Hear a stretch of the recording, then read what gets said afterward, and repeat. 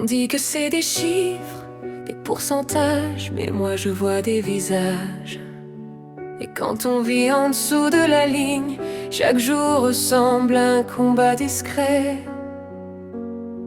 Le matin sonne trop tôt dans les appartements froids. Le chauffage hésite comme la foi. Un café noir, sans sucre, sans choix. Le frigo fait l'écho de ce qu'on n'a pas. La ville s'éveille, costume et talons, pendant que d'autres marchent sans horizon. On court après le temps, après l'argent, mais l'argent, lui, court plus vite que les gens. Les journaux parlent de reprise économique, mais sur le trottoir, la réalité pique. On empile les factures, on trie les urgences. Manger ou payer, c'est ça la violence. Les mots méritent et responsabilités deviennent lourds quand t'as déjà tout donné. La pauvreté n'est pas un manque d'effort, c'est un piège lent, invisible et fort. On survit en silence, sans bruit, parce que la honte fait trop de bruit. On apprend à disparaître un peu pour ne pas déranger les heureux. On vit en dessous de la ligne, mais pas en dehors du monde. Des millions de vies qu'on ignore à la ronde. En dessous de la ligne, mais bien debout, dans un pays riche qui détourne les yeux de nous. En dessous de la ligne, loin des discours, mais proche de la peur chaque jour. En dessous de la ligne, écoute enfin, la pauvreté n'est pas demain, elle est maintenant. Elle s'appelle Nadia, mère seule, 2 enfants, des nuits trop courtes, des matins pesants. Elle travaille dur, contrat précaire, toujours à prouver qu'elle mérite de faire les devoirs. Sur la table, le ventre vide, elle sourit fort pour que personne ne devine que le mois est plus long que son salaire et que la fatigue devient ordinaire. Lui c'est Thomas, 30 ans, diplômé, mais l'avenir s'est dérobé. Stage en série, promesse non tenue, encore un effort, il n'y croit plus. Il travaille, pourtant il est pauvre, mot absurde, réalité fauve, quand même l'emploi ne protège plus. C'est le contrat social qui a disparu.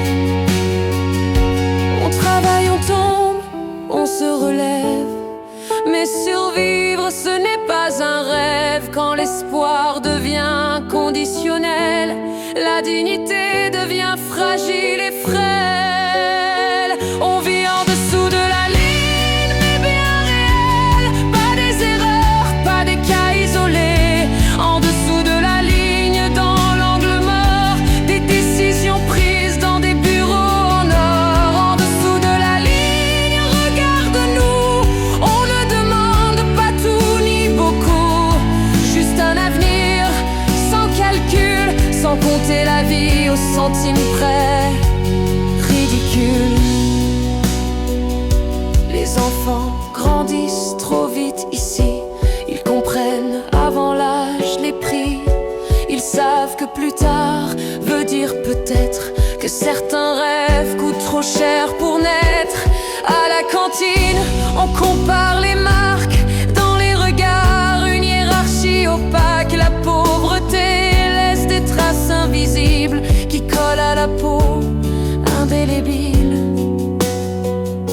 Et pendant ce temps, on débat l'écran de cours de seuil abstraitement, mais personne ne mesure vraiment le poids de l'humiliation au quotidien. Faire la queue, justifier son existence, prouver sa misère comme une compétence. Ce n'est pas l'aide qui humilie le plus, c'est le regard qui dit tu abuses. Ce ne sont pas des statistiques, ce sont des vies authentiques, des mains qui construisent ce pays, mais qu'on laisse au bord de la nuit La pauvreté n'est pas une fatalité, c'est une décision collective déguisée. Quand on s'habitue à l'inacceptable, c'est l'injustice qui devient durable. On dit il coûte cher, mais combien coûte l'abandon? Combien coûte une enfance cassée, une dignité piétinée, un avenir sous perfusion? On vit en dessous de la ligne, mais on résiste, même quand le futur nous fait la liste des renoncements, des sacrifices. On garde encore quelque chose d'essentiel, l'exigence en dessous de la ligne, mais ensemble parce que la solidarité nous rassemble.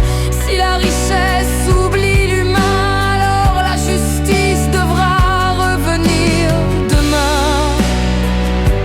En dessous de la ligne,